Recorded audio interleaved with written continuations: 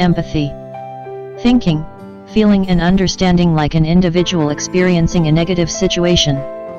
Put himself in his place. How interesting. I don't think exactly like that.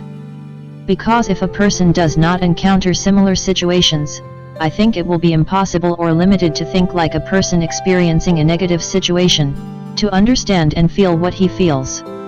Let's look at empathy on the examples. You met a very fat man. Now you will understand, think, and feel.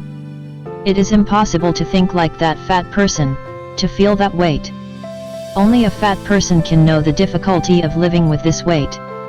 You can't think like him.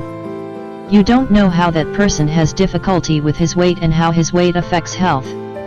Therefore, the state of thinking, understanding, and feeling is very difficult. The only way to establish real empathy is to experience this event in the same or similar situations. Or think of a poor person. You are a very rich and happy person.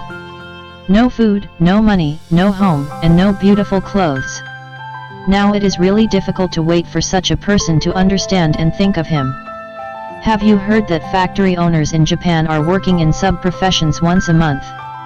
It didn't seem strange to you either. Why are these people doing this? Empathy has become meaningful.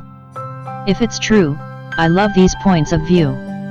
By living in a real sense, understanding, feeling, and thinking. Empathy is a concept far beyond what we think. I want to add a new sub-branch to this concept. Of course, if the literature accepts this. Equivalent empathy, what does this mean? Let me tell you this. The way we think it applies to all of us is that empathy is not for us. Equivalent empathy for us. Equivalent empathy, not to feel like someone experiencing a negative situation, but to feel like a relative of the person experiencing a negative situation. Let me explain with example. A grandmother waiting for a crosswalk across the road. Heavy bags in hand. It moves by force.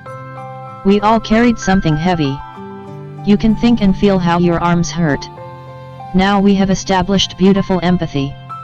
But let's say you are establishing equivalent empathy. If you had a mother carrying a shopping bag, you would definitely go to her to help her and take her shopping bags. Action may not occur in empathy, but there will be an action in equivalent empathy. In this way, you will be able to help even people you do not know and you will be happy to help you. I wish you equivalent empathic days.